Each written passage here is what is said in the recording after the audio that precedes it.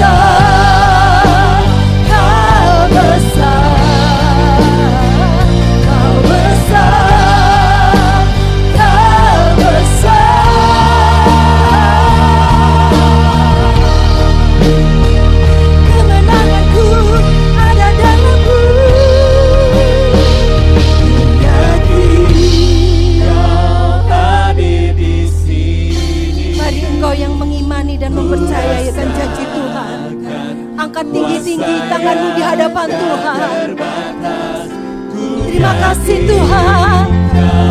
Kami imani Tuhan akan janji-Mu. Kami terima kemenangan dari Engkau Tuhan.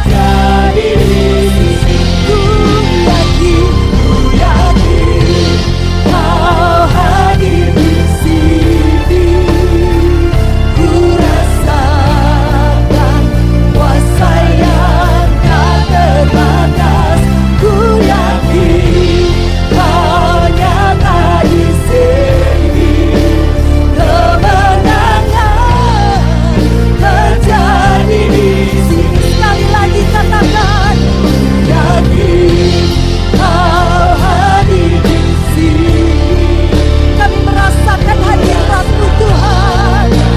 Kuasa yang tak terbatas. Ku yakin Kau nyata di sini. Kemenangan terjadi di sini. Kesembuhan terjadi di sini. Kelepasan terjadi di sini. Haleluya. Kami berikan tepuk tangan sorak-sorak bagi-Mu Tuhan. Kami percaya akan janji-Mu Tuhan. Kemenangan, kelepasan Tuhan nyatakan buat setiap kami umat-Mu. Terima kasih Tuhan buat lawatan-Mu siang ini Tuhan. Haleluya.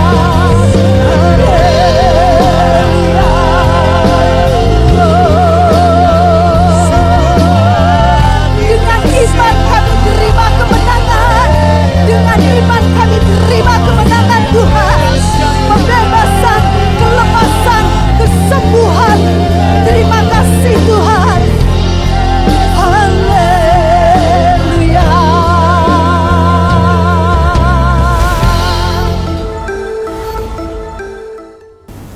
Baik, pemirsa, mari pagi hari ini kita siapkan hati kita untuk kita boleh belajar kebenaran firman Tuhan dengan satu tema pengharapan di tengah-tengah kesukaran bersama hambanya Bapak Fama Sandrato. Silakan Pak Fama. Baik, sebelum kita masuk ke dalam firman Tuhan, mari kita berdoa. Bapa di sorga, kami bersyukur hari ini kami boleh mendengar bagian firman Tuhan. Urapi, persiapkan hati kami, sehingga ketika firman Tuhan disampaikan, itu boleh menjadi kekuatan, dan kami boleh mengalami Tuhan secara pribadi. Terpujilah nama-Mu, kami siap mendengarkan firman-Mu, dalam nama Yesus, haleluya, amin. Ya, Bapak Ibu, pemirsa yang terkasih di dalam Kristus Yesus, shalom semuanya. Saya percaya kita semua dalam keadaan baik, dan dalam perlindungan tangan Tuhan. Nah Bapak Ibu, hari ini saya menyampaikan tema yaitu pengharapan di tengah-tengah kesukaran. Kenapa saya mengambil tema ini? Kalau kita melihat akhir-akhir ini kejadian, ya kita banyak diperhadapkan dengan situasi-situasi yang sulit. Entahkah itu sakit penyakit, entahkah itu masalah di dalam pekerjaan, entahkah konflik-konflik yang terjadi antara suami dan istri, orang tua dan anak, bahkan di tempat pekerjaan pun dengan sesama rekan kerja kita, bahkan mungkin juga dengan rekan sepelayanan kita banyak mengalami tantangan hidup. Ditambah lagi pandemi COVID yang sudah 1 tahun lebih ini tidak kunjung turun, bahkan trennya semakin naik. Nah, tentu saja dengan kejadian ini, maka kita mau jujur di hadapan Tuhan bahwa ada banyak di antara Bapak Ibu mungkin yang hari-hari ini sedang mengalami situasi yang merasa tertekan, merasa depresi, bahkan merasa stres, dan juga menimbulkan ketakutan-ketakutan yang berlebihan. Mendengar berita ini ada yang meninggal, mendengar berita itu ada yang meninggal, orang yang kita kenal, bahkan hamba-hamba Tuhan, para pengusaha-pengusaha yang notabene punya kekuatan untuk mengobati diri mereka, semuanya kalau sudah waktunya Tuhan, akhirnya dipanggil juga oleh Tuhan dengan cara yang meninggal seperti itu. Nah, Bapak Ibu yang terkasih, tentu ini membuat kita merasa gentar. Apakah benar Tuhan, Engkau masih ada di dalam kehidupan kami? Apakah pimpinanmu masih ada? Apakah penyertaanmu Tuhan masih ada? Dan seringkali orang menjadi kecewa. Orang seringkali menuduh Tuhan, apakah memang Tuhan mengasihi saya? Nah hari ini, Bapak Ibu yang terkasih dalam Kristus Yesus, kita akan belajar dari seorang tokoh di dalam Alkitab. Kalau kita membaca, nanti saya akan membacakannya ayatnya. Tokoh ini notabene atau secara kehidupannya adalah orang yang sangat mengalami kesulitan hidup, ya. Dia sudah miskin, pengemis pula, buta pula, ya. Kemudian orang-orang mengucilkan dia mendapatkan bulian yang amat sangat, bahkan dia tidak bisa leluasa untuk beribadah. Tetapi kita akan melihat, di tengah-tengah situasi yang dia alami, dia tetap memiliki pengharapan, sehingga melalui pengharapan itu, dia mengalami mujizat Tuhan. Kita akan membaca firman Tuhannya di dalam Markus pasal 10, ayat 46 sampai dengan ayat 52, demikian firman Tuhan. Yesus menyembuhkan Bartimeus. Lalu tibalah Yesus dan murid-muridnya di Yeriko, dan ketika Yesus keluar dari Yeriko bersama-sama dengan murid-muridnya dan orang banyak yang berbondong-bondong, ada seorang pengemis yang buta bernama Bartimeus, anak Timeus, duduk di pinggir jalan. Ketika didengarnya bahwa itu adalah Yesus orang Nazaret, mulailah ia berseru, "Yesus, anak Daud, kasihanilah aku." Banyak orang menegurnya supaya ia diam. Namun semakin keras ia berseru, "Anak Daud, kasihanilah aku." Lalu Yesus berhenti dan berkata, "Panggillah dia." Mereka memanggil orang buta itu dan berkata kepadanya, "Kuatkan hatimu, berdirilah, ia memanggil engkau." Lalu ia menanggalkan jubahnya, ia segera berdiri dan pergi mendapatkan Yesus. Tanya Yesus kepadanya, "Apa yang kau kehendaki supaya aku perbuat bagimu?" Jawab orang buta itu, "Rabuni, supaya aku dapat melihat."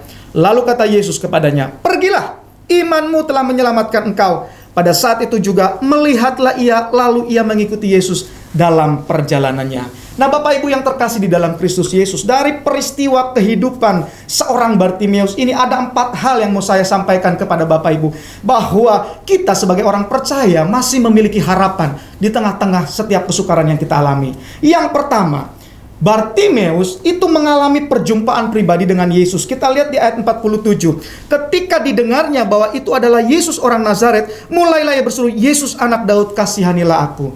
Jadi Bartimeus ketika dia tahu kondisi kesukaran hidupnya, dia tidak lantas fokus kepada permasalahannya. Dia tidak lantas fokus dengan keadaan fisiknya, keadaan ekonominya. Tetapi ketika dia tahu ada Yesus datang, Yesus mau berjumpa secara pribadi dengan dia, dia menyambut itu.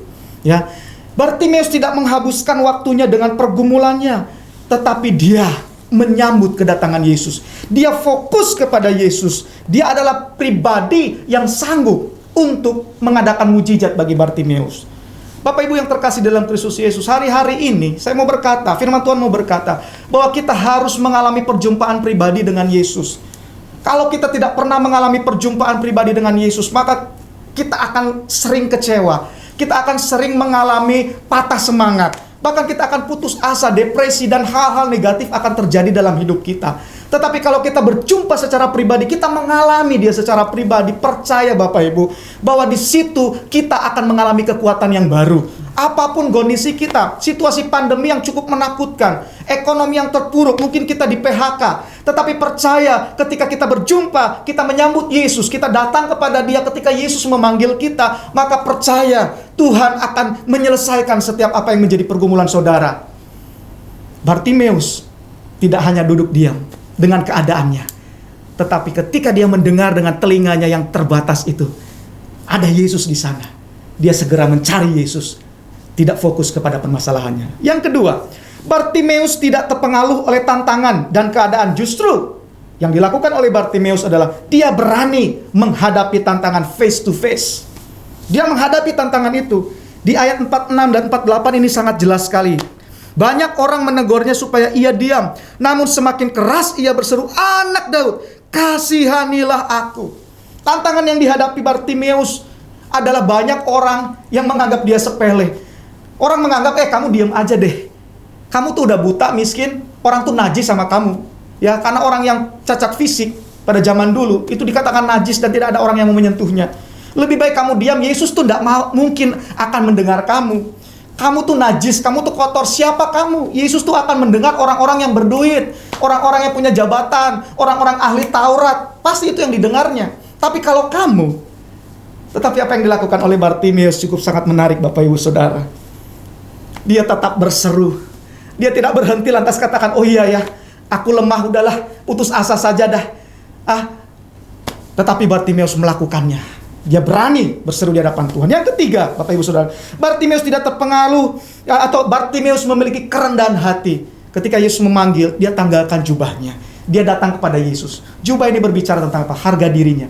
Jubah satu-satunya yang dia miliki untuk alas tidurnya atau untuk menutupi badannya, tapi dia tinggalkan, dia datang kepada Yesus. Itu menunjukkan kerendahan hati. Dan yang terakhir, memiliki kepercayaan iman yang tinggi di hadapan Tuhan. Ini poin penting. Apapun kondisi saudara, Bartimeus menunjukkan iman. Dia belum tahu Yesus, dia hanya sekedar mendengar. Yesus menyembuhkan orang sakit kusta, orang buta melihat, orang lumpuh berjalan, memberi makan 5.000 orang. Hanya dengan mendengar saja imannya timbul. Dan saudara, kalau saudara sekarang sedang mendengarkan kebenaran firman Tuhan, timbulkanlah iman itu. Maka percaya, mujizat Tuhan, kekuatan, semangat, pemulihan Tuhan terjadi atas saudara dan saya. Haleluya. Pujilah nama Tuhan. Amin. Puji Tuhan. Pemirsa, pagi hari ini iman kita dibangkitkan lagi dengan satu kisah di dalam Markus 10, bagaimana seorang yang buta yang bernama Bartimeus mengalami perjumpaan dengan Tuhan dan mujizat terjadi. Baik, pagi hari ini kita akan kupas, tapi setelah jeda pariwara kami segera kembali.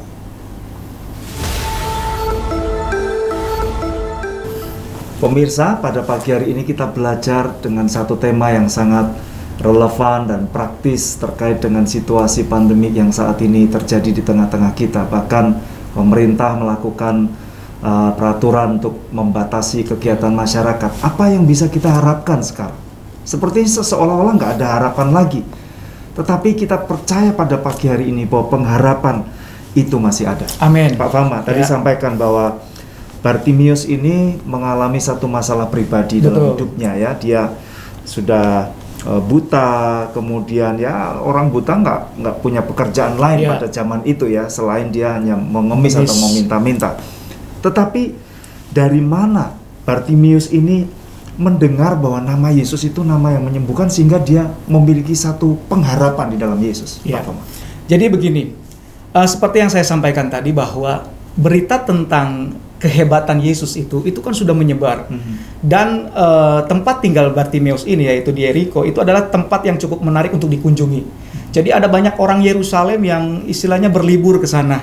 Ya, sehingga mungkin dari cerita-cerita orang yang datang dari Yerusalem itu, Bartimeus mendengar bahwa ada yang namanya Yesus yang bisa sanggup menyatakan kuasanya, apapun bisa disembuhkan. Orang buta bisa melihat, orang lumpuh berjalan, bahkan orang memberi makan 5.000 orang pun bisa dilakukannya seperti itu. Dan akhirnya dari pendengarannya itu, dari keterbatasan fisiknya itu, muncullah imannya. Ini yang menarik. Sehingga ketika dia tahu Yesus datang, dia bukan hanya ingin mendengar saja. Dia bukan hanya ingin melihat atau mendengar perkataan orang, tapi dia ingin mengalami secara pribadi. Seperti itu. Jadi iman memang timbul dari pendengaran. Betul, pendengaran akan firman Tuhan. Akan firman Tuhan. Nah, pagi hari ini ketika ada pemirsa yang sedang menghadapi satu masalah persoalan, Pak.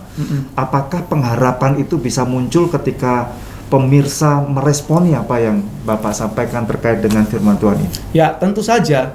Jadi istilahnya ketika kita mengimani, merespons sesuatu yang baik, apalagi kita sudah belajar dari pengalaman seorang Bartimeus yang benar-benar dia mengalami perjumpaan pribadi dengan Tuhan, maka saya percaya di situ Tuhan bekerja. Ketika kita mengamini setiap perkataan-perkataan firman yang disampaikan oleh siapapun itu yang notabene menguatkan kita, di situ ada kuasa Tuhan bekerja. Jadi bagi kita orang percaya, sesungguhnya kita kan bergerak atau berjalan itu berdasarkan iman. Ya, apa yang terjadi dalam kehidupan kita tentu itu berdasarkan iman kita. Kalau kita katakan tidak, ya itu yang terjadi. Tetapi kalau kita katakan ya, itulah yang akan terjadi. Karena setiap kita memiliki kuasa dalam perkataan kita, kuasa dalam hati kita untuk menyatakan yang tidak mungkin menjadi mungkin. Seperti itu, Pak. Pak Fama, tadi Bapak sampaikan bahwa kita harus punya iman, yang kita katakan itu akan terjadi. Betul. Sehingga kalau pemirsa pada pagi hari ini mungkin ada yang sedang terpapar COVID, mungkin mereka memikirkan tentang pekerjaan, tentang keluarga dan akhir hidup. Betul. Dan pagi hari ini mendengar firman Tuhan, mereka muncul imannya dan berkata bahwa aku sembuh. Amin. Bisa terjadi? Sangat bisa terjadi. Bagaimana teknisnya? Ya. Teknisnya sederhana sekali. Ini berdasarkan pengalaman-pengalaman yang saya layani. Beberapa jemaat banyak yang terkontaminasi itu ya, virus COVID-19. Dan pertama kali mereka menghubungi saya, mereka begitu putus asa, merasa ketakutan, bahkan ada yang tidak bisa tidur. Karena apa? Kalau tidur takut nanti tidak bangun lagi, seperti itu kan. Nah, tetapi ketika saya katakan, kita punya Yesus yang berkuasa atas segala sesuatu. Amin. Kalau memang Tuhan sudah tentukan waktu kita meninggal, ya meninggal. Tetapi kalau kita percaya Tuhan masih memberikan kita nafas kehidupan, kita harus percaya. Kondisi apapun, Bapak Ibu Saudara mungkin yang sedang ada di rumah sakit hari ini, sedang pakai oksigen, ya, pernafasan, bantuan pernafasan, atau mungkin sedang kritis. Tidak ada yang mustahil bagi Tuhan. Beberapa testimoni yang saya dengarkan, mereka mengalami Tuhan ketika mereka tetap beriman. Jadi tetap beriman, tetap percaya. Jangan memiliki ketakutan yang berlebihan. Itu bukan berasal dari Tuhan, tetapi itu berasal dari iblis. Wow. Jadi kita harus terus memiliki iman dan pengharapan. Amin. Yang pertama tadi Pak Fama sampaikan bahwa Bartimius ini mengalami perjumpaan pribadi dengan Yesus karena fokus. Karena fokus, betul. Seberapa besar pentingnya kita memiliki fokus dengan Tuhan? Total, ya. Harus total. Maksudnya gimana? Total itu maksudnya seringkali kan kita itu terbagi dua gitu. Antara kita percaya Tuhan tuh sanggup dengan kita tuh kayaknya nggak sanggup deh. Gitu ya. Saking besarnya pergumulan kita. Mungkin pernah ngalamin. Oh, jelas. saya pernah mengalami gimana seperti ceritanya, itu. Pak? Ya, waktu bapak saya sakit ini, ya. Ini panggilan saya juga sebagai hamba Tuhan. Jadi pertama kali saya mengalami perjumpaan dengan Tuhan, bapak saya kan satu-satunya pencari nafkah di keluarga saya. Ya, jadi waktu itu kena stroke dan akhirnya dirawat, dan kata dokter hanya 3 hari saja dia akan hidup. Disuruh pulang karena diopname di rumah sakit 1 bulan, semakin kurus, tidak sadarkan diri. Suruh pulang, kemudian tinggal menunggu waktunya untuk meninggal dan kemudian dikuburkan. Tapi saya berdoa di situ. Memang sempat saya bilang, udahlah ini nggak ada harapan lagi. Tapi pada saat itu saya memunculkan iman saya. Tuhan, saya mau fokus kepada Tuhan. Saya nggak mau ngelihat masalah ini. Tapi aku mau belajar percaya. Tuhan, seandainya Tuhan menyembuhkan bapak saya, mujizat terjadi, saya akan berjanji menjadi hamba-Mu. Puji Tuhan, Pak. 3 hari bawa pulang ke rumah, bukannya semakin drop, malah semakin sehat. Bahkan Tuhan tambahkan usia bapak saya 11 tahun. Dan akhirnya saya terpanggil menjadi hamba Tuhan. Luar biasa. Itulah kekuatan sebuah fokus, ya. Betul, kekuatan sebuah fokus, betul. Kekuatan sebuah fokus. Jadi kalau pagi hari ini pemirsa Anda sedang bingung fokusnya kemana, harus fokus kepada Yesus. Tentu. Tadi Bartimius yang kedua adalah dia tidak terpengaruh. Dia ingin datang kepada Tuhan Yesus. Tuhan Yesus sudah memanggil dia, tetapi orang-orang di sekitarnya seolah-olah mendorong dia supaya tidak datang. Sudahlah, kamu itu nggak ada gunanya. Apa yang harus dilakukan jika mungkin ada pemirsa yang saat ini juga mengalami hal yang sama, bahwa pandemi seperti ini, harapan apa yang bisa kita lakukan? Apa yang harus dilakukan, Pak? Sekali lagi kembali kepada fokus tadi, Pak. Kembali ke fokus. Saya mau katakan begini, tantangan itu pasti ada. Apalagi dalam keadaan kita tidak baik, itu tantangan akan semakin besar. Ya, orang akan membuli kita, mengejek kita. Oh, dulu dia jaya. Wah, dulu dia hebat, pengusaha yang hebat. Tapi sekarang terpuruk oleh karena pandemi. Oh, dulu dia kuat, sekarang sakit-sakitan. Itu akan ada. Tetapi saya mau berkata kepada Bapak Ibu, kita mau melihat siapa? Saudara mempercayai siapa? Apakah mempercayai pengaruh tantangan di sekitar kita? Ataukah kita punya pribadi yang memang tidak terlihat, tapi kuasanya itu nyata? Kalau saya yang mengalami secara pribadi, saya lebih memilih, saya mempercayakan diri saya pada Tuhan. Daripada saya menghabiskan waktu dengan orang-orang yang mencoba, atau tantangan-tantangan yang mencoba melemahkan iman saya. Ketika saya meresponi itu, maka apa yang terjadi? Saya akan semakin lemah. Ketika saya membuka celah untuk itu, saya akan semakin terpuruk. Tetapi kalau saya menutup telinga saya, dan kemudian saya berserah kepada Tuhan, disitulah ada kekuatan baru untuk kita bisa melewatinya. Dan kita akan mengalami peningkatan level, seperti itu.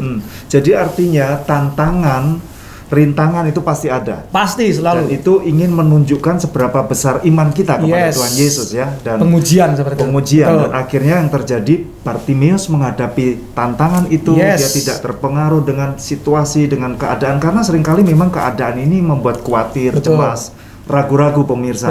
Karenanya pagi hari ini, mari miliki satu iman yang kuat. Jangan terpengaruh dengan apa kata orang, tetapi apa kata Tuhan. Betul. Baik, nah, yang ketiga, Bartimius tadi dikatakan dia memiliki kerendahan hati di hadapan Tuhan. Seperti apa kerendahan hatinya? Kita akan lanjutkan, tetapi setelah jeda pariwara kami segera kembali. Pemirsa, pagi hari ini kita sedang belajar bagaimana kita memiliki pengharapan di tengah-tengah kesukaran. Pak Fama, pandemi COVID-19 ini menimbulkan dampak yang begitu luar biasa. Tidak hanya secara pribadi, tapi secara global. Tidak hanya orang-orang yang tidak kenal Tuhan, bahkan orang yang kenal Tuhan bahkan yang cinta Tuhan, sungguh-sungguh melayani Tuhan pun juga kena dampaknya. Seolah-olah sepertinya tidak ada pengharapan lagi di tengah situasi atau di tengah kesukaran semacam ini. Kalau menurut Pak Fama sendiri dari kacamata Bapak, masalah ini dimaknai sebagai apa sih? Sebenarnya ini waktu kita untuk semakin mencari Tuhan sebenarnya. Maksudnya Pak? Jadi sekarang kan kita banyak lebih tinggal di rumah ya, stay at home ya, pekerjaan pun di rumah ya kan.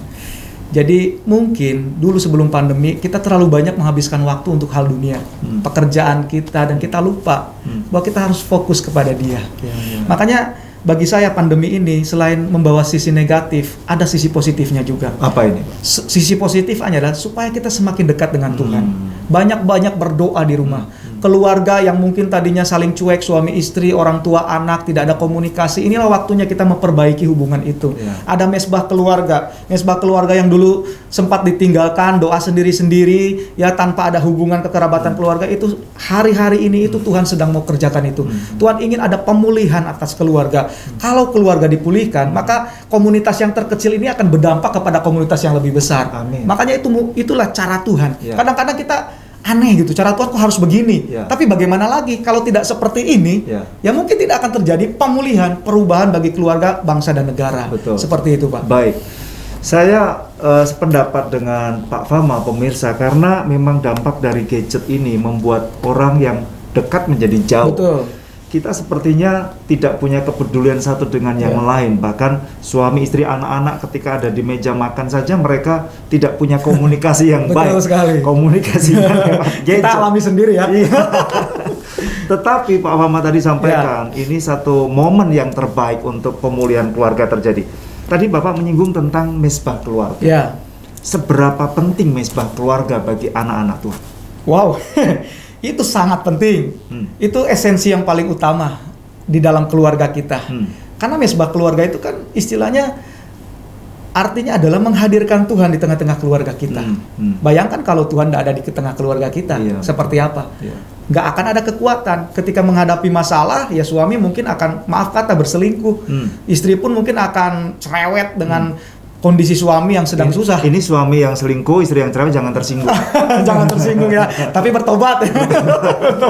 Anak-anak juga seperti itu. Kalau tidak ada mesbah keluarga, tidak ada Tuhan di situ, anak-anak akan liar.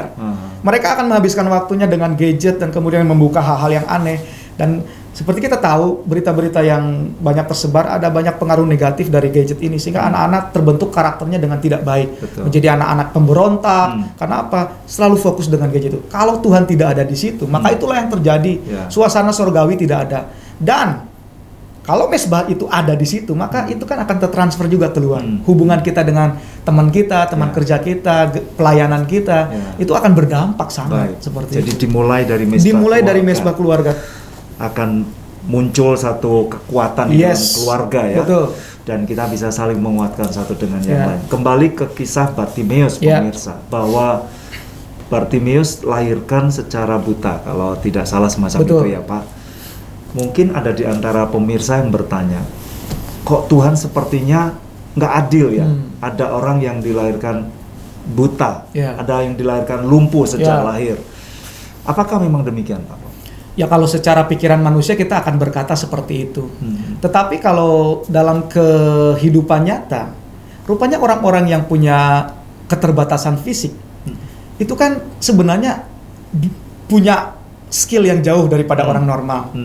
Ya banyak contoh-contoh ya, seperti siapa itu yang motivator yang hanya punya badan tidak punya tangan kaki itu, dia kan punya kelemahan.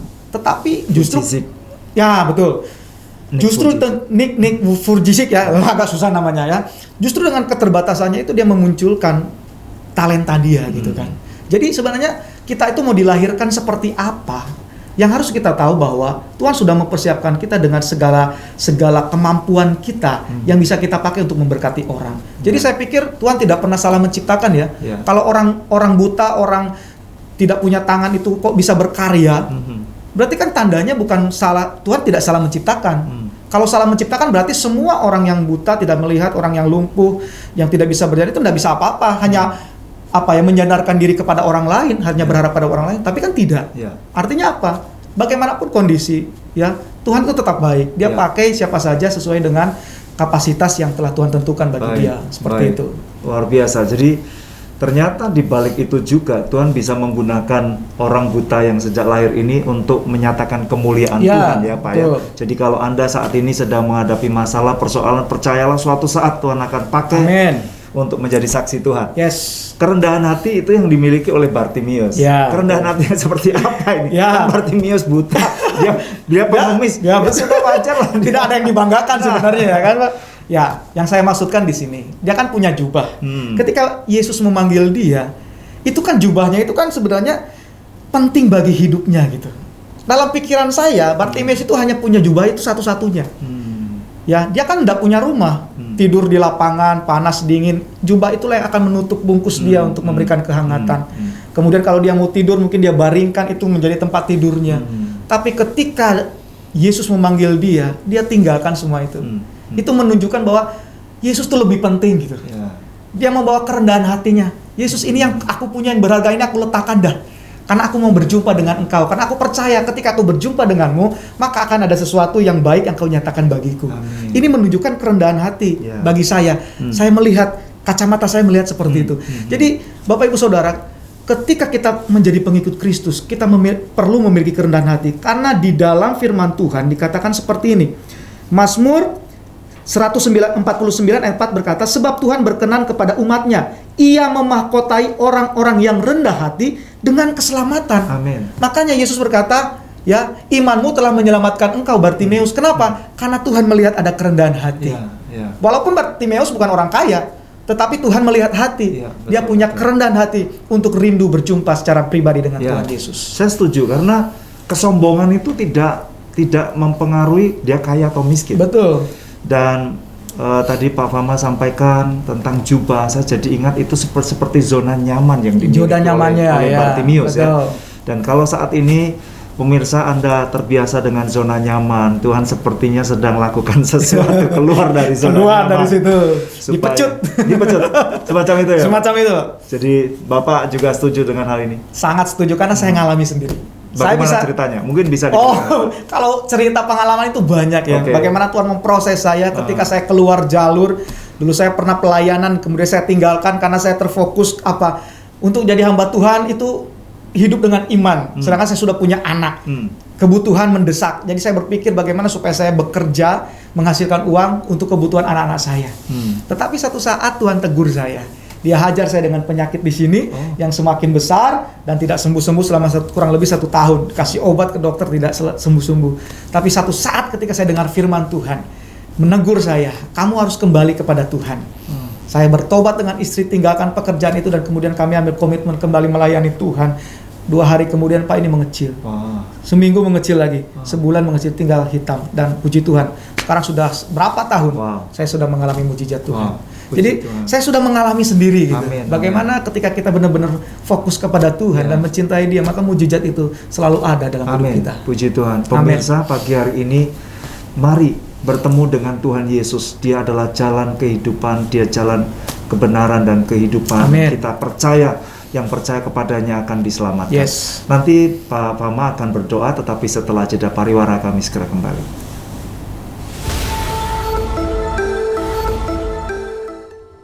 Pemirsa, pada pagi hari ini kita belajar bagaimana pengharapan di tengah-tengah kesukaran, dan kita percaya pengharapan itu seperti jangkar, seperti sau yang kuat Amin. bagi setiap kita untuk kita boleh mengalami Tuhan. Bagi Amin. Anda yang baru saja menemukan channel kami, Bapak Fama akan memberikan kesimpulan dari apa yang sudah beliau sampaikan. Silakan Pak. Baik, terima kasih Pak Sam. Bapak Ibu Saudara yang terkasih, jadi hari ini mari kita belajar dari Bartimeus bahwa apapun kondisi saudara hari-hari ini, entahkah sakit penyakit, entahkah saudara sedang mengalami pergumulan batin, gejolak putus asa, bahkan depresi, stres, bahkan kau seperti ingin mengakhiri hidupmu karena seperti seolah-olah tidak ada harapan. Ingat, Yesus sedang datang kepadamu hari ini. Yesus mau menjumpakan dirinya kepadamu seperti Dia menjumpakan dirinya kepada Bartimeus. Sambutlah Dia. Percaya kepada Dia bahwa Dia pasti akan menolong saudara, memberikan penghiburan, kekuatan, bahkan melepaskan saudara dari setiap pergumulan yang saudara hadapi. Cari Dia, percayakan kepada Dia, dan fokus kepada Dia. Kemudian jangan pernah terpengaruh dengan tantangan. Maju, hadapi bersama dengan Yesus. Tuhan akan memberikan kekuatan kita untuk menang. Kemudian milikilah kerendahan hati seperti Bartimeus, ya. Apa yang kita sombongkan tidak ada. Semua yang ada pada kita itu berasal dari Tuhan. Dan Tuhan paling senang dengan orang yang rendah hati. Orang yang rendah hati seringkali akan melihat mujizat Tuhan. Dan yang terakhir, percayalah, milikilah iman. Iman biji sesawi saja, saudara bisa memindahkan gunung. Apalagi saudara memiliki iman yang teguh, yang sungguh-sungguh, yang tidak tergoyahkan dengan situasi apapun.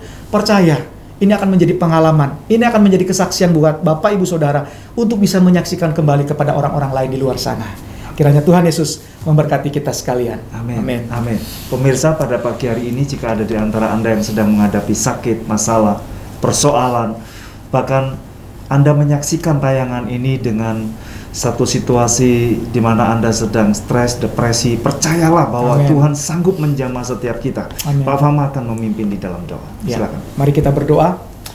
Bapa di surga, hamba-Mu pada hari ini datang di hadapan Tuhan dengan segala kerendahan hati. Tuhan Yesus, hamba-Mu berdoa bagi setiap pemirsa yang hari ini menyaksikan program jamahannya. Apapun yang menjadi kondisi mereka hari-hari ini Tuhan. Apakah sakit penyakit? Apakah pergumulan dalam usaha dan pekerjaan mereka? Apakah ada konflik dalam rumah tangga mereka? Mungkin mereka sedang mengalami situasi di ambang perceraian Tuhan. Konflik antara orang tua dan anak. Bahkan hari-hari ini banyak pemirsa yang sedang mengalami penyakit yang terpapar virus COVID-19 Tuhan. Hari ini kami berseru di hadapan Tuhan. Tuhan, turunkan tangan-Mu Tuhan. Nyatakan kuasa-Mu, selamatkan setiap kami Bapa. Kuatkan dan teguhkan kami. Kuatkan dan teguhkan iman kami. Supaya kami tetap percaya dan berpengharapan bahwa kami memiliki Yesus Kristus yang berkuasa untuk menyatakan mujizat, untuk menyatakan pemulihan, untuk menyatakan kesembuhan di dalam nama Tuhan Yesus. Kami percaya Tuhan, kendati pun kami berjauhan jarak waktu dan tempat, tetapi kuasa-Mu tidak dibatasi oleh jarak waktu dan tempat. Kami beriman, kami belajar untuk mempercayakan diri kami seutuhnya kepada Tuhan. Dan hari ini juga dalam nama Yesus, kami akan mengalami lawatan Tuhan. Kami akan mengalami mujizat Tuhan. Kami akan mengalami kesembuhan. Kami akan mengalami pemulihan di dalam nama Tuhan Yesus. Dan kami minta Tuhan, Engkau berikan roh penghiburan, roh sukacita, damai sejahtera yang berasal daripada Roh-Mu sendiri, yang menguasai hati dan pikiran kami, sehingga kami bisa menjalani setiap proses dan tantangan yang kami hadapi dengan iman kami dan dengan penuh pengharapan bahwa Yesus akan menolong dan memberikan jalan keluar. Terima kasih Tuhan, kami serahkan setiap jemaat-Mu, Bapak Ibu, para pemirsa yang ada di rumah pada hari ini. Kami percaya hari ini juga Tuhan menyatakan kuasa dan menyatakan lawatannya. Terpujilah Engkau Bapa, di dalam nama Tuhan Yesus Kristus kami berdoa, kami beriman, kami percaya. Haleluya, haleluya. Amin. Amin. Pemirsa, mari bangkit dan temukan Amin. tujuan hidup kita di dalam Tuhan pagi hari ini. Saya Samuel Santoso, mewakili teman-teman yang bertugas mengucapkan selamat pagi. Salam jamaahnya, Tuhan memberkati. Pak Fama, terima kasih. Terima kasih Pak Sam. Terima kasih, tetap semangat. Amin. Shalom. Shalom.